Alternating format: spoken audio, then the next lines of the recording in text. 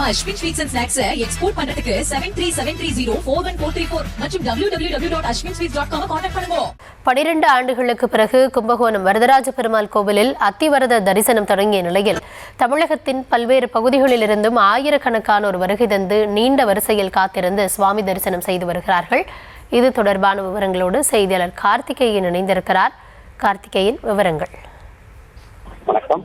கும்பகோணம் பெருமான் கோவில் தெருவில் உள்ள வரதராஜ பெருமாள் திருக்கோவிலில் மிகவும் பழமையான 100 ஆண்டு பழமையான ஸ்ரீதேவி பூமி தேவி சமேத அத்திவரத சிலையானது பாதாள அறையில் வைத்து பாதுகாக்கப்பட்டு வருகிறது. இது 12 ஆண்டுக்கு ஒரு முறை வெளியே எடுக்கப்பட்டு பக்தர்களுக்கு காட்சி கொடுக்கிறார்.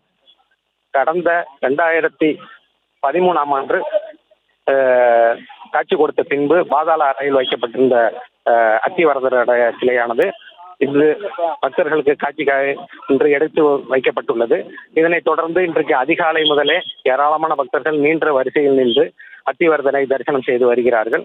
அத்திவரதருக்கு 300 ரூபாய் கட்டணம் செலுத்தி தைலக்காப்பு சாத்தலாம் என்ற கோயில் நிர்வாகம் அறிவித்திருந்த நிலையில் ஏராளமான பக்தர்கள் அது தைலக்காப்பு சாத்தும் பொழுது பின்னே வந்த பொது தரிசனத்தில் வந்த பக்தர்களுக்கு மறைப்பதால் சில பக்தர்கள் அவர்களிடத்திலே வாக்குவாதம் செய்தனர். அதனால் சிறிது நேரம் அங்கு பரபரப்பு காணப்பட்டது. போலீசார் குறைத்து அவர்களை ஒழுங்குபடுத்தினர்.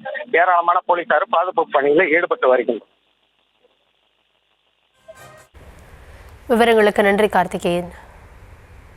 நம்ம Ashwin sweets and snacks export பண்றதுக்கு 7373041434 மற்றும் www.ashwinsweets.com கான்டாக்ட் பண்ணுங்க.